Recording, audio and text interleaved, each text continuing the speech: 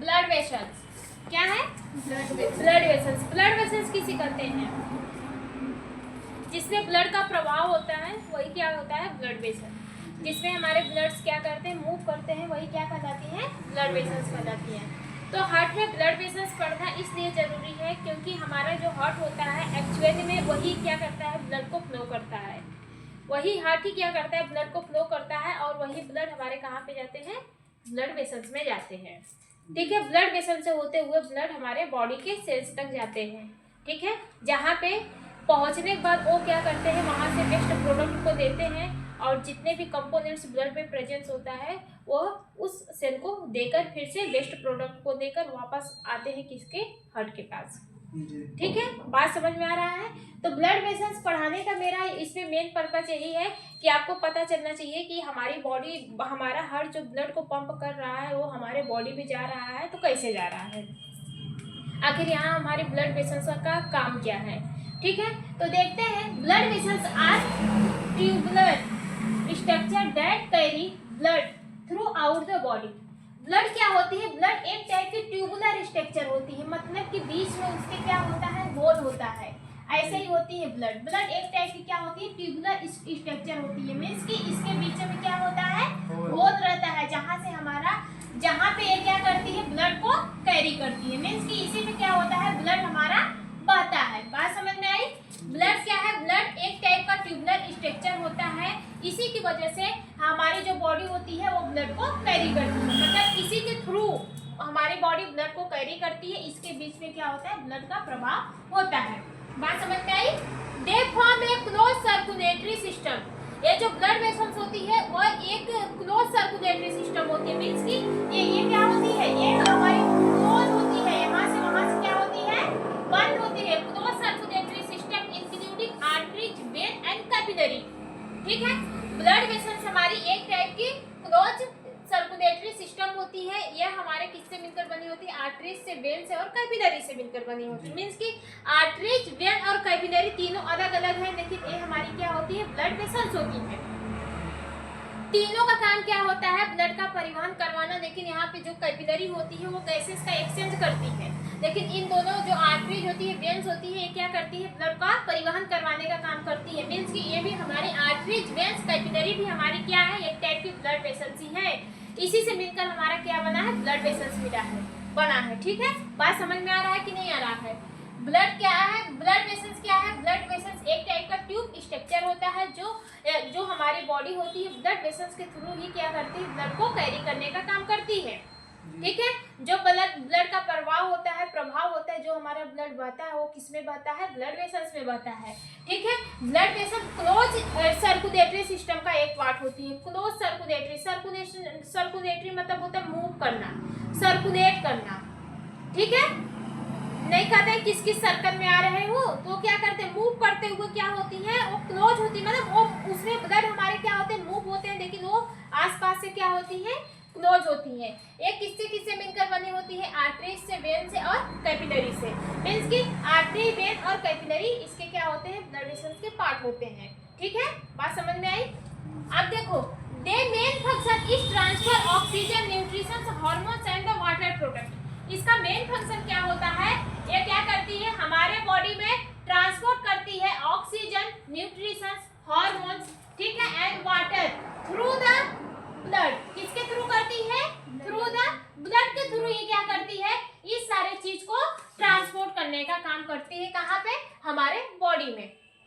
इसका main function सिर्फ यही रहता है, ये क्या करती है? ये हमारे बॉडी में ट्रांसपोर्टेशन का काम करती है, मीन्स कि ब्लड के थ्रू हमारे बॉडी के सेल्स को, हमारे बॉडी के टिश्यू को, हमारे बॉडी के ऑर्गन्स को न्यूट्रिशंस देती है, हार्मोन्स देती है, वाटर्स देती है, ऑक्सीजन देती है।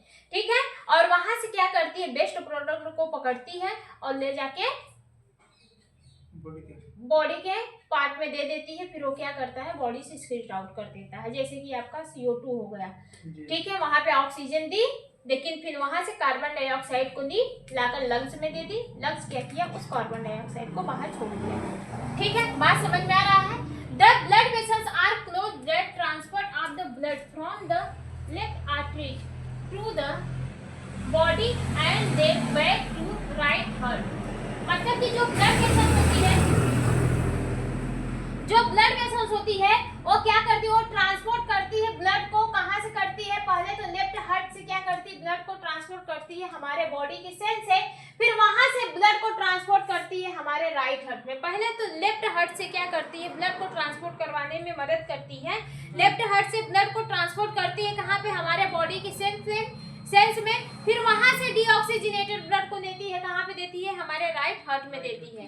ठीक है, हार्ट फिर क्या करता है, उस ब्लड को ऑक्सीजनेटेड करवाता है। तो ऑक्सीजनेटेड करवाने के लिए वो ब्लड कहाँ पे जाएगा, लंग्स में जाएगा। कौन भेजेगा, हमारा हार्ट ही भेजेगा। हार्ट उस ब्लड को ऑक्सीजनेटेड करता है, लंग्स उस ब्लड को ऑक्सीजनेटेड करता है। ठीक है, फिर उसी ब्लड को वापस से कहाँ पे भेज देता है, लेफ्ट हार्ट में भेज देता है। लेफ्ट हार्ट फिर उसी ब्लड को कहाँ पे भेज देता है, बॉडी में भेज देता है, बॉडी के सेल्स में भेज देता है।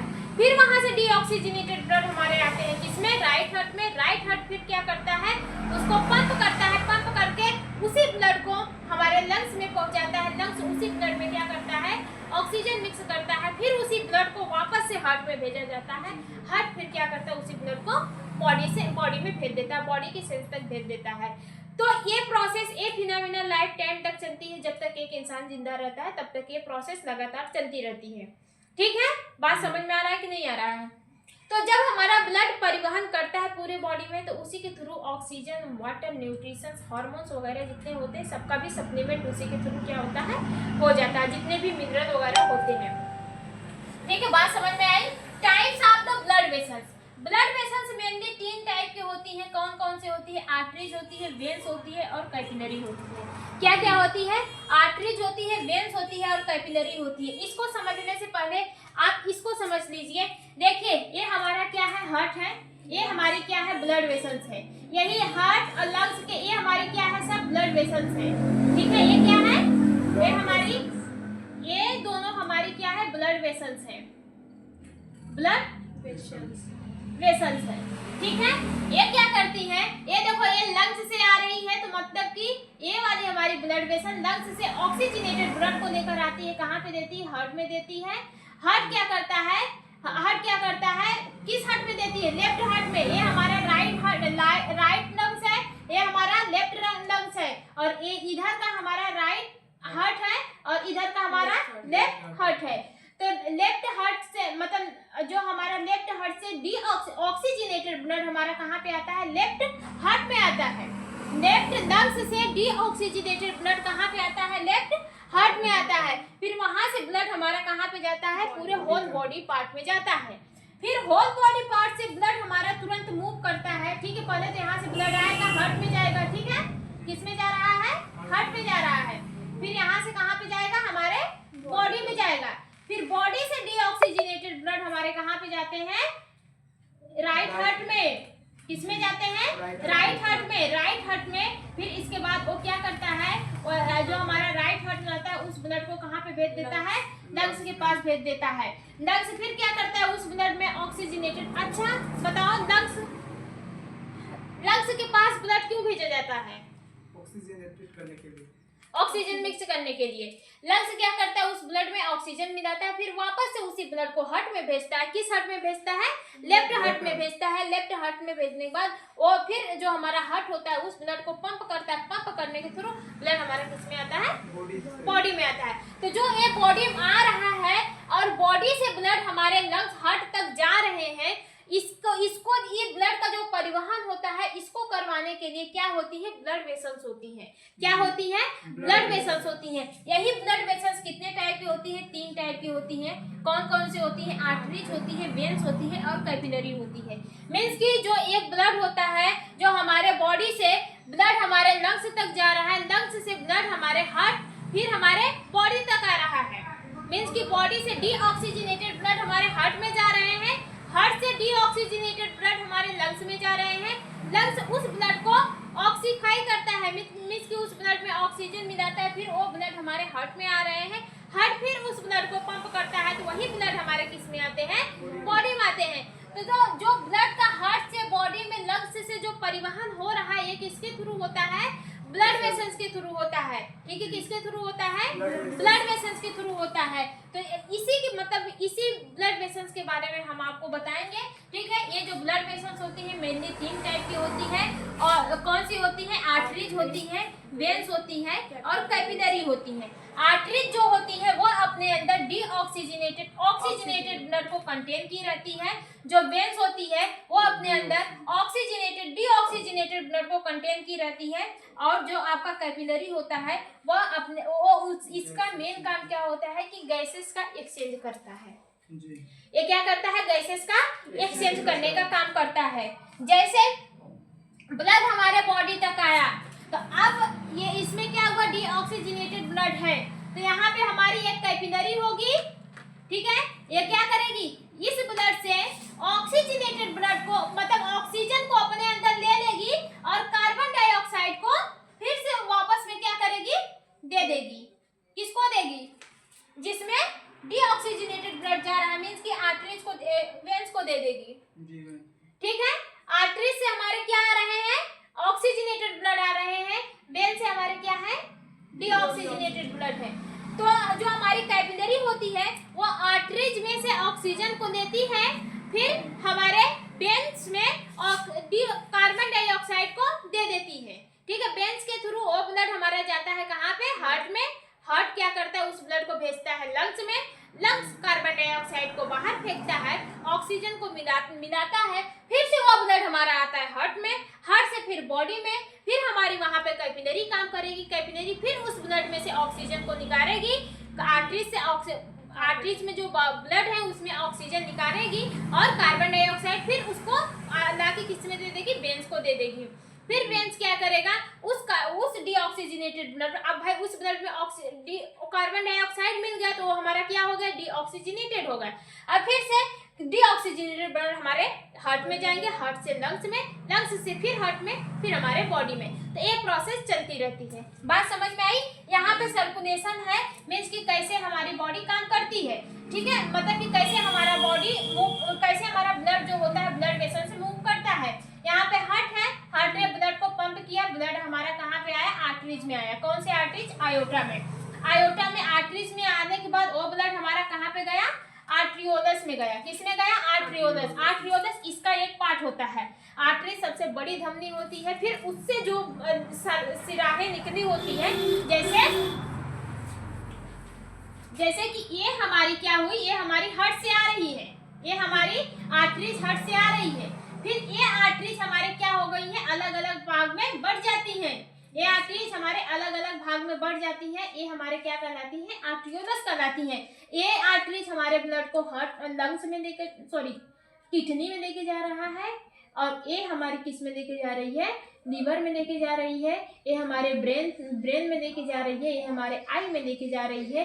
ऐसे ऐसे ब्लड हमारा क्या होता है, चला जाता है, ठीक है। बात समझ में आ रहा है कि नहीं आ रहा है, समझ में आई। ये आर्टरीज होती है, मोटी वाली जो होती है आर्टरीज होती है, आर्ट्रियोलस ये सराय मतलब क्या बोलते हैं, सिराएं होती हैं। जैसे वो कहते हैं ना कि एक तना है, तना से ढेर सारे क्या निकले होते हैं, छड़ निकले होते हैं, ऐसे ऐसे करके, इसको क्या बोलते हैं जी, ऐसे ऐसे करके निकले होते हैं, तो ये तना हो जाता है, इसको हम लोग डाली के नाम से जानते हैं। तो वैसे हमारी जो मोटी वाली होती है उसको आर्टरीज बोलते हैं, फिर उसमें से जो निकली होती है उसको आर्ट्रियोलस के नाम से जानते हैं। फिर वहाँ पे कैपिलरी आती है, कैपिलरी क्या करती है, गैसेस को एक्सचेंज करने में मदद करती है। फिर ब्लड हमारे कहाँ पे जाते हैं, वेनस में जाते हैं, वेनस से होते हुए वेन्स में जाते हैं, वेन से फिर हमारे कहाँ पे जाते हैं, हार्ट में जाते हैं, ठीक है। बात समझ में आई। तो इतनी टॉपिक समझ में आ गया कि नहीं आ गया, ठीक है। जो आर्टरीज होती है वो अपने अंदर डीऑक्सीजनेटेड ब्लड को कंटेन की रहती है, वेन्स आर्टरीज जो होती है ऑक्सीजनेटेड ब्लड को कंटेन की रहती है, वेन्स जो होती है डीऑक्सीजनेटेड ब्लड को कंटेन की रहती है। जो कैपिलरी होती है वो गैसेस को एक्सचेंज करने में मदद करती है। अब यहाँ पे एक न्यूमन्स का वर्ड आपने सुना होगा, क्या सुना है, न्यूमन्स, ठीक है। अब देखो ये तो हमारा क्या हो गया, आर्टरीज, इसको हम लोग किस नाम से जानते हैं, ब्लड वेसल्स के नाम से जानते हैं, ठीक है, ब्लड वेसल्स के नाम से जान रहे हैं। लेकिन इसके बीचों में क्या देख रहे हैं आप, होल देख रहे हैं। इसके बीच में जो होल होता है जिसमें से ब्लड हमारा मूव करता है, ये जो होल होता है, पाइप नुमा जो संरचना जो बीचों का जो होल होता है उसी को क्या बोलते हैं, न्यूमन बोलते हैं। क्या बोलते हैं, न्यूमन बोलते हैं। देखो यहाँ पे लिखा है the hollow pass way through which blood flow. ठीक है, इसके जो ये जो हमारा न्यूमन होता है, न्यूमन एक टाइप का होलो पासवे होता है। जैसे कि हाईवे होता है, सब उसमें से जाते रहते हैं, वैसे ही हमारा क्या होलो होता है, मतलब अंदर से क्या होता है, गहरा होता है। ठीक है, अगर आप किसी भी चीज को ऐसे अगर आप मोड़ देंगे, ऐसे अगर आप किसी भी चीज को मोड़ दे रहे हैं, ठीक है, ऊपर की जो आप मोड़ रहे हैं, आप देखिए कि बीच में गैप हो जाएगा, तो जो गैप हो रहा है बीच में, उसी को किस नाम से जान रहे हैं, न्यूमन्स के नाम से जा रहे हैं। और जो मोड़ रहे हैं आप, जो ऐसे करके मोड़ रहे हैं, वो हमारी क्या है, ब्लड वेसल्स है।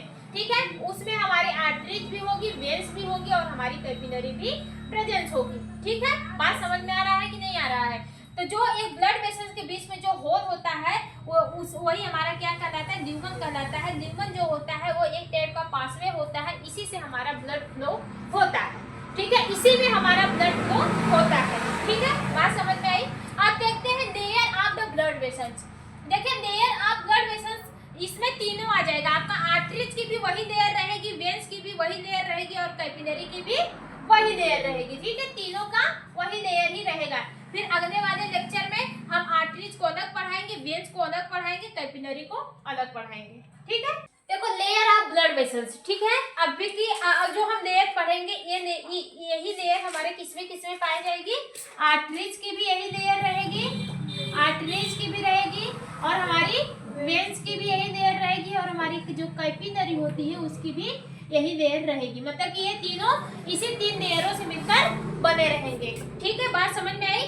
तो ये हम क्या पढ़ रहे हैं, ये हमारी क्या है, ब्लड वेसल्स है। ब्लड वेसल्स के हम लोग किसके बारे में जानेंगे, लेयर के बारे में जानेंगे। ठीक है, तो जो हमारी लेयर होती है, ब्लड वेसल्स की जो लेयर होती है, वो बेसिकली कितनी टाइप की होती है, 3 टाइप की होती है। कौन कौन सी होती है, ट्यूनिका इंटिमा, ठीक है, ट्यूनिका मीडिया, ट्यूनिका एडवेंटिटिया। ठीक है, बात समझ में आई कि नहीं आई? कौन कौन सी होती है, ट्यूनिका इंटिमा, ठीक है, ट्यूनिका मीडिया, ट्यूनिका एडवेंटिटिया।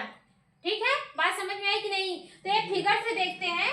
तो यहाँ पे देखो, जो हमारी ट्यूनिका होती है, जो ट्यूनिका इंटिका होती है, ये सबसे इंटिमा, जो ट्यूनिका इंटिमा होती है, जो पहली वाली लेयर है, ये सबसे इनर लेयर होती है। ये क्या होती है, ब्लड वेसल्स की सबसे इनर वाली लेयर होती है, सबसे लास्ट वाली अंदर वाली लेयर होती है। इसका काम ये कितने लेयरों से मिलकर बनी होती है, 3 लेयरों से मिलकर, मतलब कि इसमें 3 कंपोनेंट्स प्रेजेंट होते हैं। ये 3 चीजों से मिलकर बनी होती है। कौन कौन सी होती है, इंडोथीलियम होता है और एक आपका होता है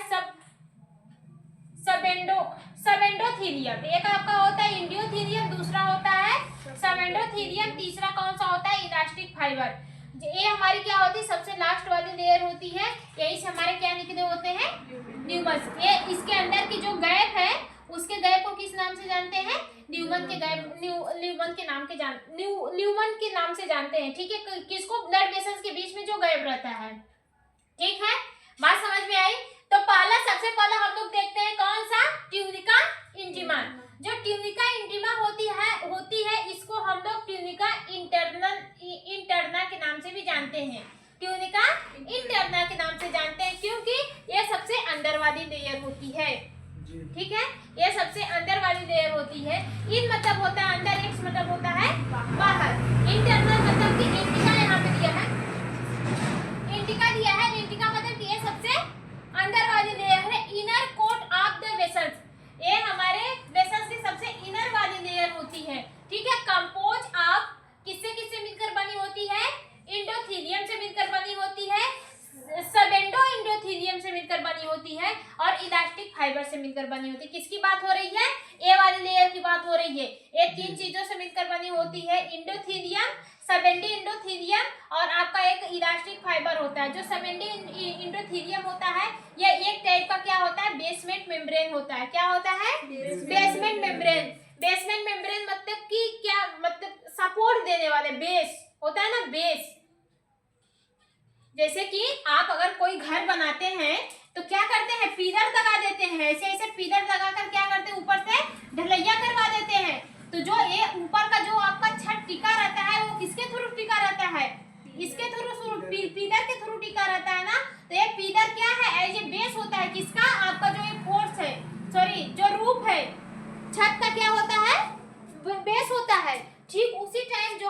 बेसमेंट मेम्ब्रेन होती है वो हमारे ब्लड वेसल्स की एक बेस होती है। ठीक है, बात समझ में आ रहा है? ये सबसे इनर वाली पार्ट होती है, ये इसको बेसमेंट मेम्ब्रेन इसलिए बोला गया था क्योंकि ये बेस होती है। ठीक है, बात समझ में आ रही है? फिर इसमें इलास्टिक फाइबर होता है जिसको लेमिना के नाम पे, कौन सा होता है, इलास्टिक लेमिना के नाम से भी जानते हैं। एक एक करके देखे हैं, एक एक करके देखते हैं। जो आपका इंडोथीलियम होता है, जो आपकी ये वाली जो पाली वाली जो लेयर होती है इंडोथीलियम, वो अपने अंदर से इंडोथीलिन नाम की केमिकल का सिक्रीशन करती है। किसका सिक्रीशन करती है?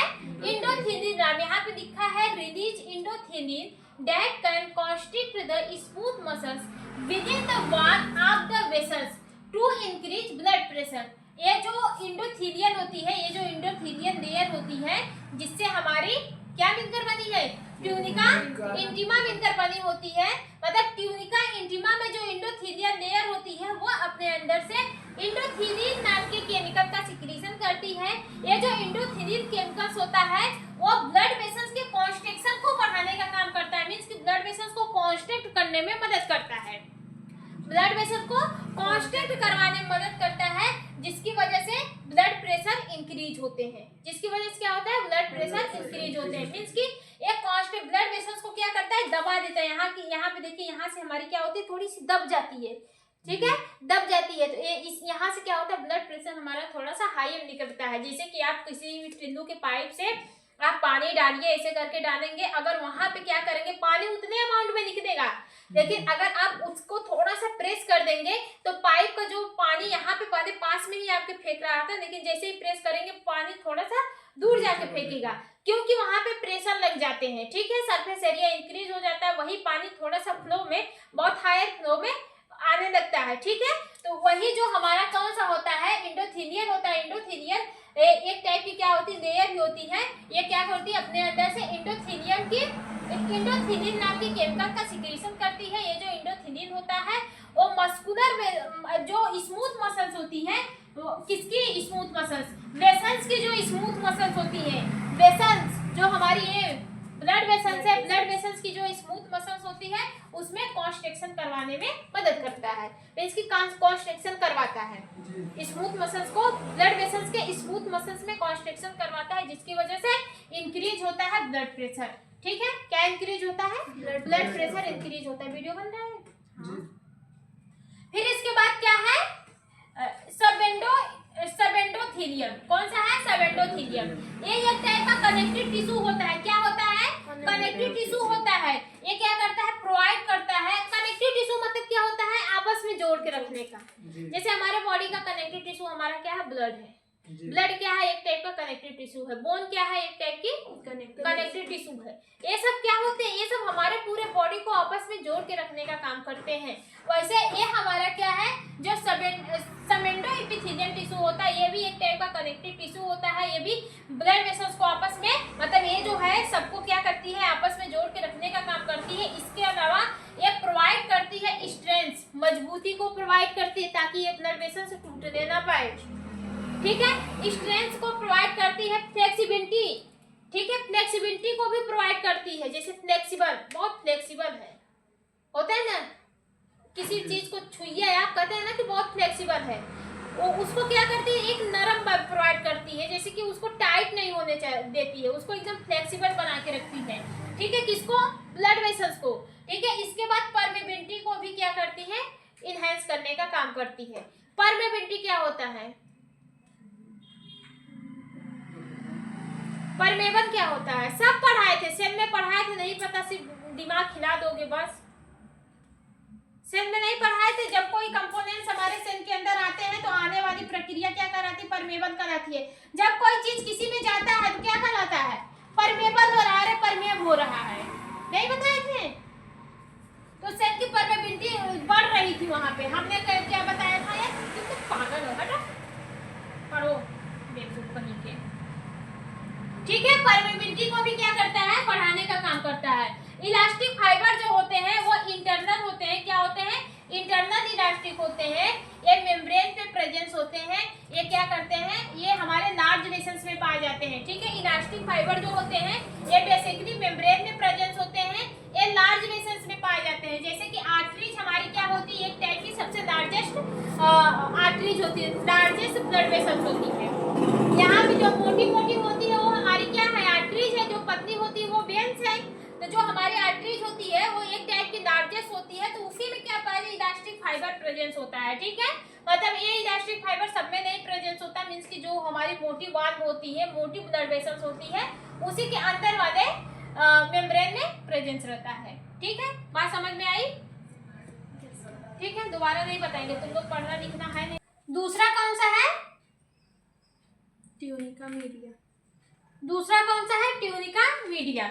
तो ये दूसरा इसमें कितने, दो लेयरों को मिलाकर एक में बनाया गया है, ठीक है। Yes ma'am. जो ट्यूनिका मीडिया होती है ये क्या करती है, देखिए, regulate the diameter of the blood vessels which help to control blood flow and blood pressure. ये क्या करती है, ये हमारे ब्लड वेसल्स के डायमीटर को क्या करती है, रेगुलेट करने का काम करती है। ब्लड वेसल्स के डायमीटर को क्या करती है, रेगुलेट करने का काम करती है। मतलब कि जो डायमीटर होता है, ये जो ब्लड वेसल्स होती है, मतलब ये जो हमारे बढ़ रहे हैं, घट रहे हैं, यहाँ पे बढ़ रहे हैं, फिर यहाँ पे घट रहे हैं, फिर यहाँ पे बढ़ जाएंगे, घट रहेंगे, तो इसको क्या करती है, इस फॉर्म में लाने के लिए रेगुलेट करने का काम करती है, ठीक है। ब्लड वेसल्स को क्या करती है, ब्लड वेसल्स के डायमीटर को रेगुलेट करने का काम करती है, जिसकी वजह से क्या होता है, ब्लड फ्लो में कंट्रोलिंग होता है, मींस कि ब्लड फ्लो को कंट्रोल करती है और ब्लड प्रेशर को भी क्या करती है, कंट्रोल करने का काम करती है। अब जैसे डायमीटर रहेगा वैसे ही तो ब्लड फ्लो करेगा। डायमीटर कम हुआ तो ब्लड फ्लो ज्यादा जाएगा, डायमीटर बढ़ा तो ब्लड फ्लो वहां पे कम हो जाएगा।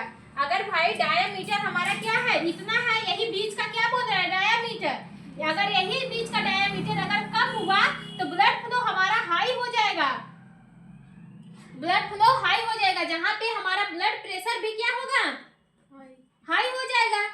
अगर यहाँ का डायमीटर हमारा बड़ा हो गया, ये डायमीटर अगर हमारा बड़ा हो गया, यहाँ पे ब्लड फ्लो हमारा क्या हो जाएगा, कम हो जाएगा। ब्लड फ्लो हमारा क्या हो रहा है, कम हो रहा है, और यहाँ पे तब हमारा ब्लड प्रेशर भी क्या हो जाएगा, कम हो जाएगा। ब्लड प्रेशर हमारा क्या हो जाएगा, लो हो जाएगा। तो वही बोल रहा है, जो हमारी ट्यूनिका मीडिया होती है, जो ब्लड वेसल्स की जो ट्यूनिका मीडिया होती है, वो ब्लड वेसल्स के डायमीटर को रेगुलेट करती है, जिसकी वजह से वो ब्लड फ्लो को भी कंट्रोल कर पाती है और ब्लड प्रेशर को भी कंट्रोल कर पाती है, ठीक है। बात समझ में आया कि नहीं आया? ठीक है। Smooth muscles set in the tunica media can constrict and relax allow for the vasoconstriction और वेसोडाइलेशन। इसमें जो ट्यूनिका इंडिया में जो स्मूथ मसल्स होती हैं, ट्यूनिका इंडिया में जो स्मूथ मसल्स प्रेजेंस होती हैं, बात समझ में आ रहा है?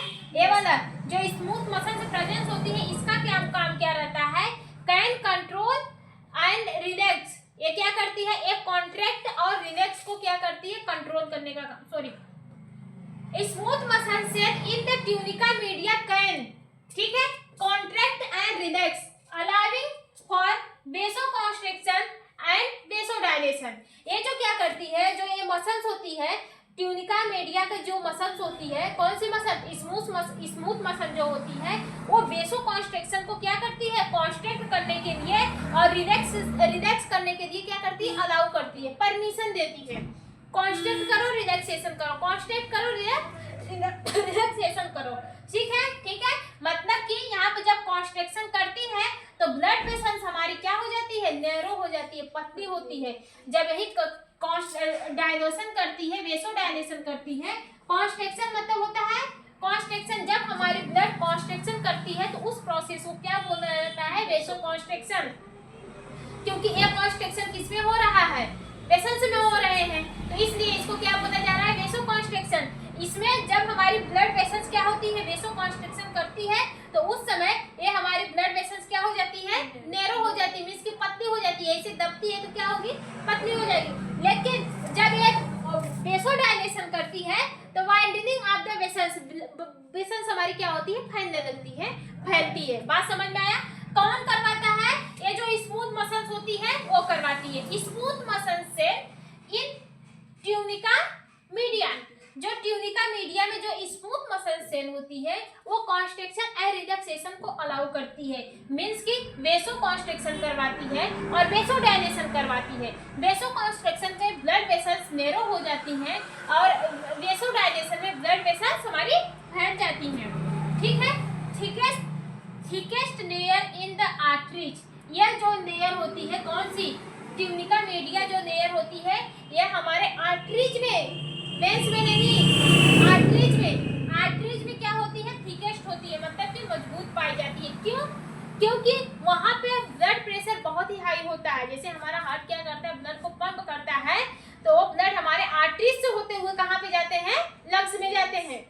वो ब्लड हमारे आर्टरीज से होते हुए कहाँ पे जाते हैं, लंग्स में जाते हैं। तो जब हार्ट हमारा ब्लड ऐसे पंप करता है तो ब्लड काफी हाई प्रेशर से हमारे किस में जाते हैं, आर्टरीज में जाते हैं, हाई प्रेशर से जाते हैं। ठीक है, तो वहाँ पे इसीलिए वहाँ की ये जो लेयर होती है बहुत ही मजबूत रहती है, बहुत ही थिक होती है, तभी कॉन्स्ट्रिक्शन और रिलैक्सेशन प्रोसेस को कंट्रोल कर पाती है। Thinner and less muscles in the veins, और ये क्या होती है, थिनर होती है, मतलब कि थोड़ी सी नरम होती है, और लेस मसल्स, कम मसल्स वाली होती है, किसमें, वेन्स में। ठीक है, बात समझ में आया। नर्वी वेसरम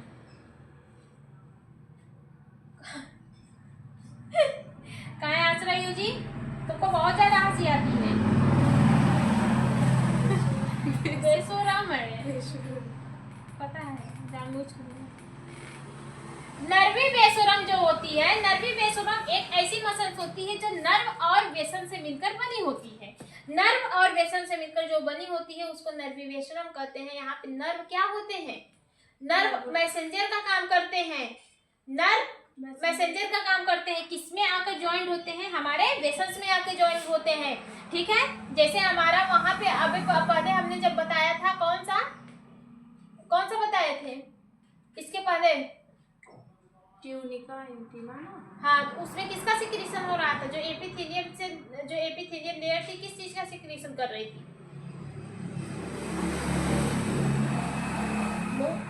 देख क्या रही हो यार, लिखी नहीं हो क्या। एपिथेलियम सेल किसका सिक्रीशन कर रही थी, किस केमिकल का सिक्रीशन कर रही थी, जो कॉन्स्ट्रिक्शन और रिलैक्सेशन। अरे यार बुक में देखो, लिखे हो, पागलों की तरह देख रहे हो। बताओ अंशिका, देख के बताओ। हद है यार, मतलब अभी तुरंत बता रहे हैं, तुरंत नहीं।